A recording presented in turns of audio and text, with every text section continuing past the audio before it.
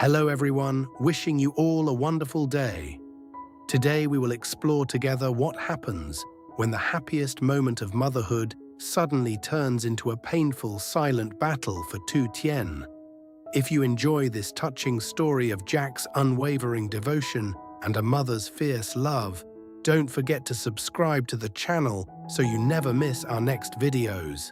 After giving birth to baby Anna, Tien believed she had stepped into the most beautiful chapter of her life. Everything around her felt softer, quieter, almost sacred.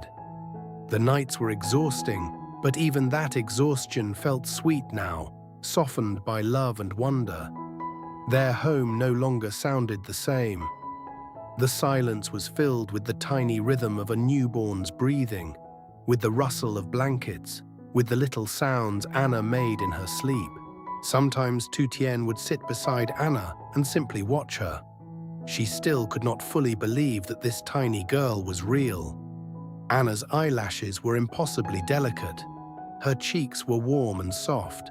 Her fingers opened and closed in sleep, as if she were reaching for something in a dream. Even when Anna cried in the middle of the night, Tien's heart answered with love before fatigue had the chance to rise. She was more tired than she had ever been, yet somehow happier too.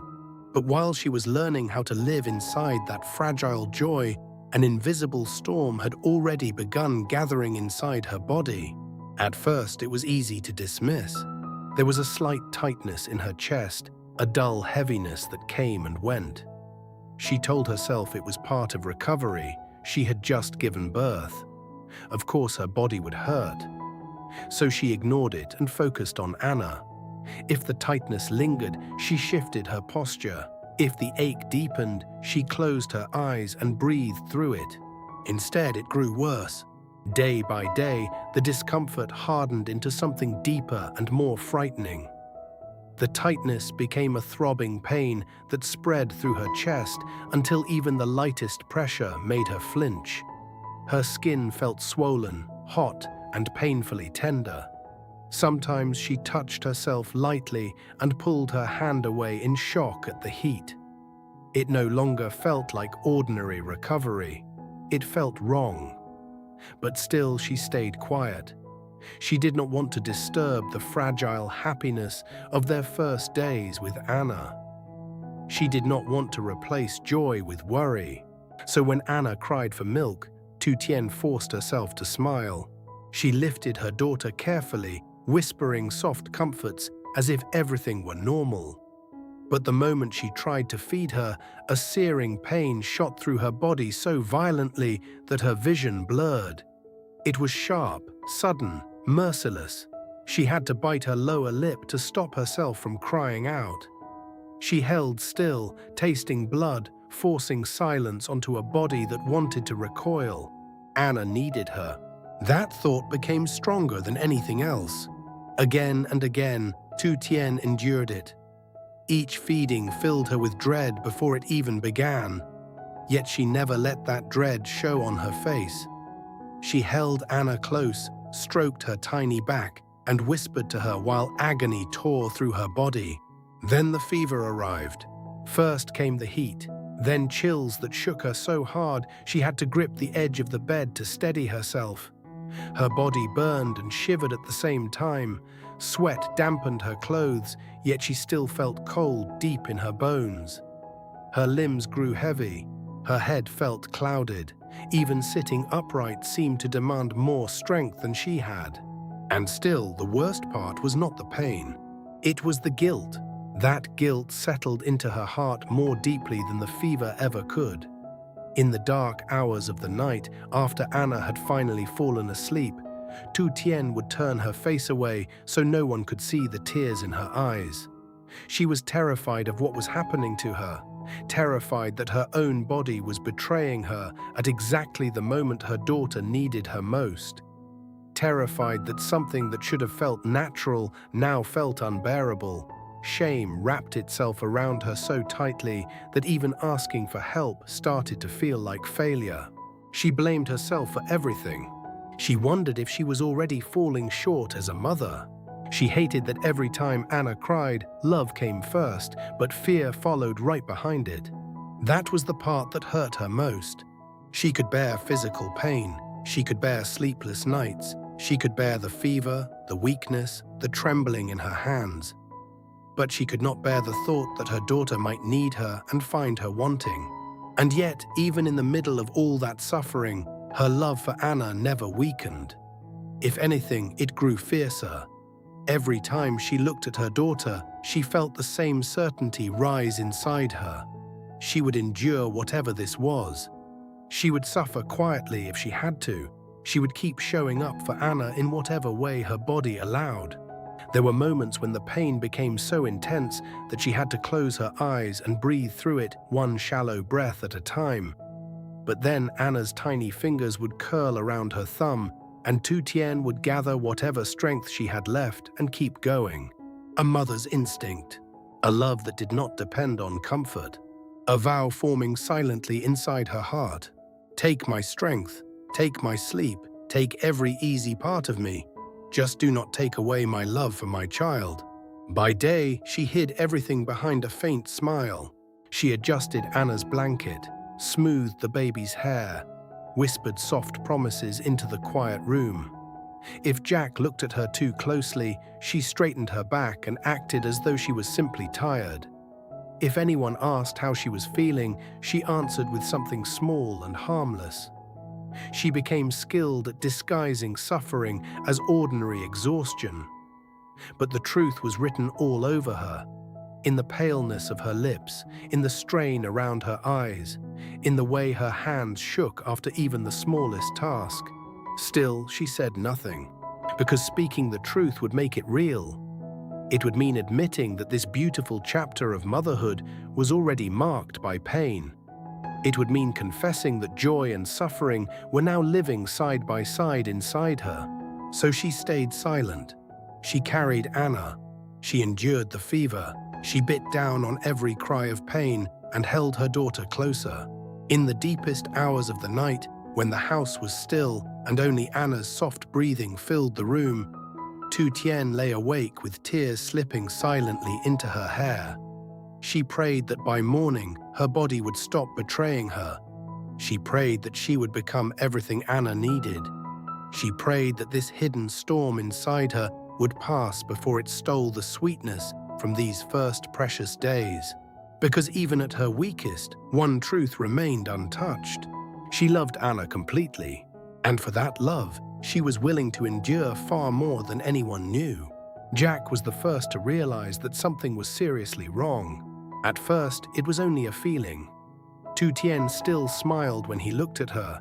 She still held Anna with tenderness and insisted that she was only tired. Under normal circumstances, he might have believed that. She had just given birth. But this felt different. He noticed how pale her lips had become. He noticed the tremor in her hands. He noticed how carefully she moved, as if every small motion hurt more than she wanted to admit. Most of all, he noticed the look that flashed across her face whenever Anna cried for milk. Fear. One evening, that fear finally gave her away. Anna was crying again, restless and hungry. Tien reached for her immediately and tried to look calm, but the moment Anna latched on, her whole body went stiff. Her fingers twisted into the blanket, her shoulders locked, all the color drained from her face. Jack was beside her at once. Tien, he said softly. She shook her head too fast. I'm fine. She was not fine. Jack touched the back of his hand to her forehead and froze. She was burning with fever. Panic hit him hard, but he forced himself to stay steady. He took Anna gently from her arms and looked back at his wife, whose eyes were already filling with tears. Why didn't you tell me? He asked. Tien lowered her head. I thought it would pass. He did not waste another second. Within minutes, he had called the hospital, packed what they needed, and helped her get ready. He moved quickly but carefully, holding himself together for her sake. Inside, fear and anger were rising together. He hated that she had been suffering alone. At the hospital, the doctors examined her and explained what was happening. An infection. Painful, exhausting, but treatable. The diagnosis should have reassured her, but Tien only felt more ashamed. As the doctor talked about medication, rest and recovery, she sat there with her hands clasped tightly together, barely able to lift her eyes. To her, it sounded like proof that her body had failed at the exact moment her daughter needed her most. When they were finally alone, he sat beside her and took her hand. "This is not your fault," he said. Tien let out a shaky breath. "Every time Anna cried, I was scared. I couldn't feed her without pain. I felt like my own body was betraying her." Jack tightened his grip on her hand. "Your body did not betray her. Your body carried her. Your body brought her into this world. And you were still trying to love her through all this pain. That is not failure." The tears she had been holding back finally fell. She turned away and cried with the deep exhaustion of someone who had been hiding too much for too long. Jack stayed beside her and let her cry, refusing to let her go through it alone. From that point on, he stepped fully into whatever role their family needed him to play. He learned how to prepare formula with care. He learned how to soothe Anna, how to cradle her through sleepless nights, and how to pace the floor with her against his chest until she drifted back to sleep. He never acted like any of it was a burden. For Tien, healing was slower than she wanted. The fever began to come down, but the weakness stayed.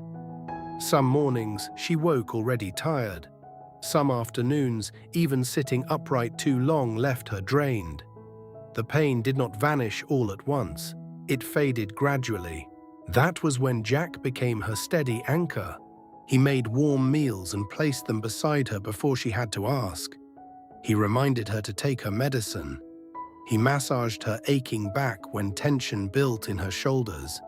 He kept the house calm when she needed rest. At first, Tien struggled to speak honestly. She had spent so long hiding her pain that honesty felt unfamiliar.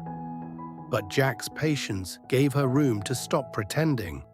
Slowly, she admitted the fear, the guilt, and the shame she felt every time Anna cried, and she braced herself for pain. Jack listened. He stayed close.